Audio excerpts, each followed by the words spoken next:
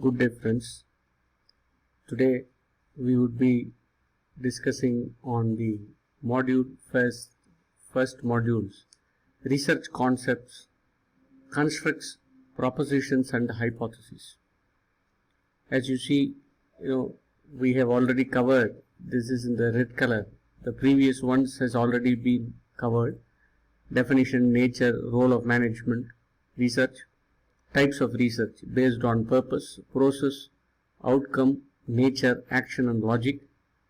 The third one is the research concepts, that is constructs, propositions and hypotheses. So that we will be covering in this session. Alright, so what is this research concept? Basically, every aspect has a theory, has a concept, has an idea and has a procedure by which you will execute it. For instance,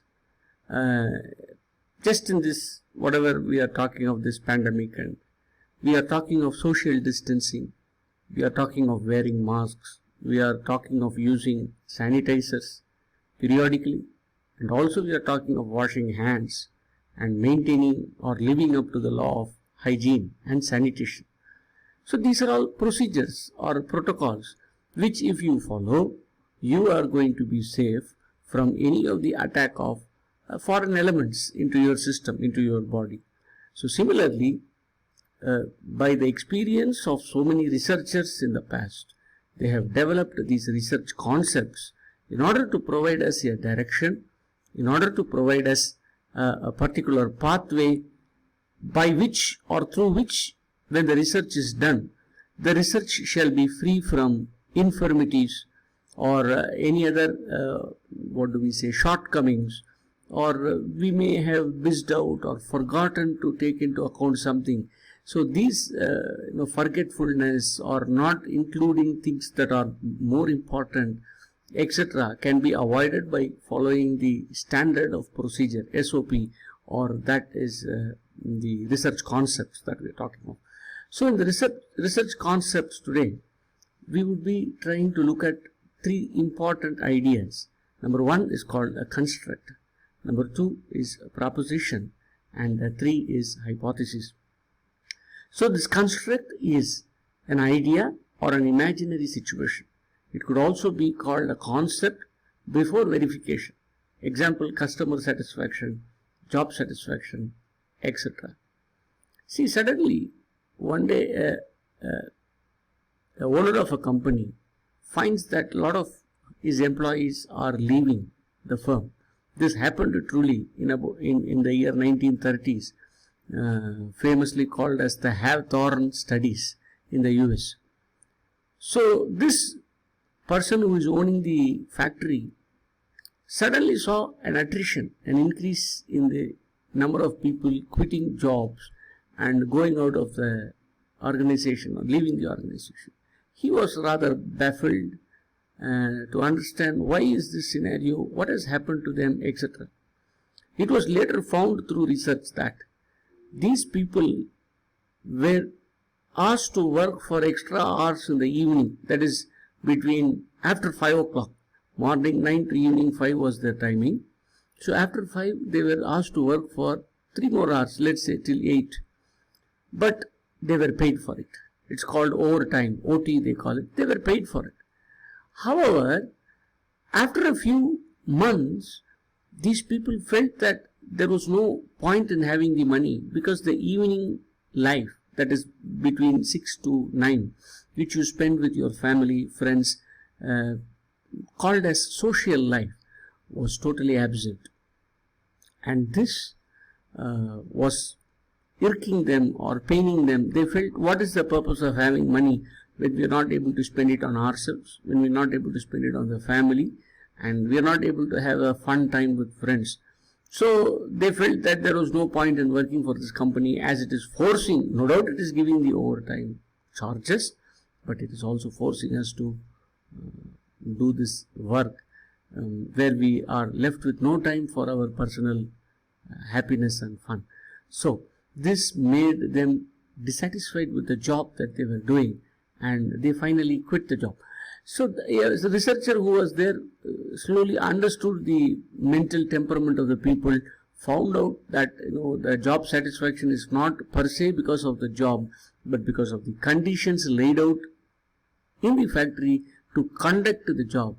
And he instructed the owner or the head of the organization to stop asking people, everybody to do this overtime, but give a choice voluntarily, and whoever wishes so, and whenever they want to do the overtime, let them do. And then it became an instant success.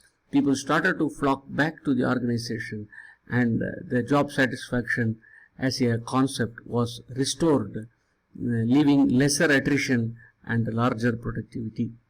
So this phenomena or the concept at the conceptual stage or an idea was observed by the researcher. When the researcher had collected the data and analyzed it and found that if these conditions are taken away, job satisfaction is restored. When he did and proved it to the world, then that concept became a construct. Construct means something which is proven through data, right? So this is the idea. Job satisfaction, you can extend it to other things like customer satisfaction or any other satisfactions, or you can extend to studies like any scientific studies or profits or any other financial related things. Anything any theory can have constructs, right? So we will discuss on it when we get to some chapter 3 or right. The next one is the proposition.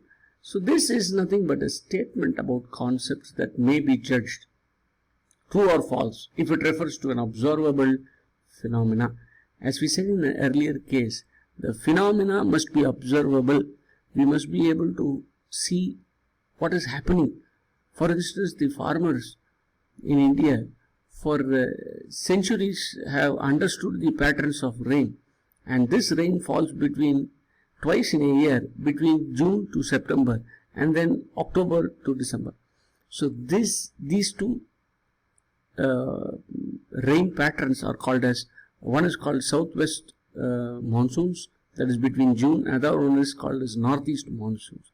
So these patterns falling of rain help the farmers to understand when they should cultivate, sow seeds, and when they should harvest, and when they should leave the land fallow, when they should add fertilizers. All these concepts came around this pattern. So this understanding of the phenomena that is happening, understanding of the happening is called observing the phenomena. Phenomena means the happening in the world. It could be in the real world or it could be in the behavioral world that is inside you, what we call as the mind. Okay. So proposition is nothing but a statement or a concept that may be judged true or false. There is a proposition. They say that this is if you are going to lock down, the chances of the virus spreading will reduce. It's a proposal. It's a proposition. But only data can tell whether it is true or false. Similarly, the proposition, when it is taken to a next level, where it is tested in the real world through data, collection of data, through proper analytical tools, statistical tools, that proposition is called hypothesis. So when a proposition is formulated for empirical testing, empirical means real world testing in the real world, not in the laboratory, not testing with, for instance, the vaccines, though developed at the laboratory, are largely tested on the people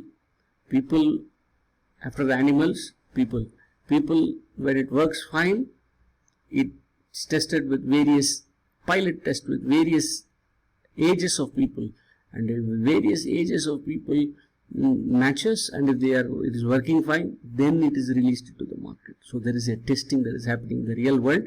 That is called hypothesis testing, right? Okay. So what is then the research proposition versus hypothesis? For example, the proposition treating employees better will reduce attrition, as in the example that we saw earlier. So hypothesis will be, let us say, providing health insurance to employees and families shall result in greater loyalty. See, there is a proposal that you treat employees better. So it is the proposal, it does not say how or in which way do you treat your employees. The hypothesis then becomes more specific. In the previous case, we saw that they were giving the OT, but that OT was compulsory, that everybody must work. Once it was made voluntary, then it worked magically. Similarly, hypothesis means we are trying to bring a specific aspect to the proposition. That is, if you provide a health insurance, will that improve the loyalty? Or if you are providing better bonuses, incentives, will it improve the loyalty? Or if you would be providing, let us say, for the working mothers, a creche, a small play school within the campus, will it work? Or if you provide a gymnasium for the fitness-minded workers, will they be then? Or if you provide a free meal or a wonderful cafeteria, will that work? So these are all hypotheses. Proposition is you treat all the people equally, but when it comes to hypothesis, it is you are trying to specifically provide an inducement. Okay. So the last, that's it. So an unproven hypothesis is empirically testable, right? So it must be tested in the real world. That is a hypothesis. And when the hypothesis is not proven, it can be called as a proposition, right?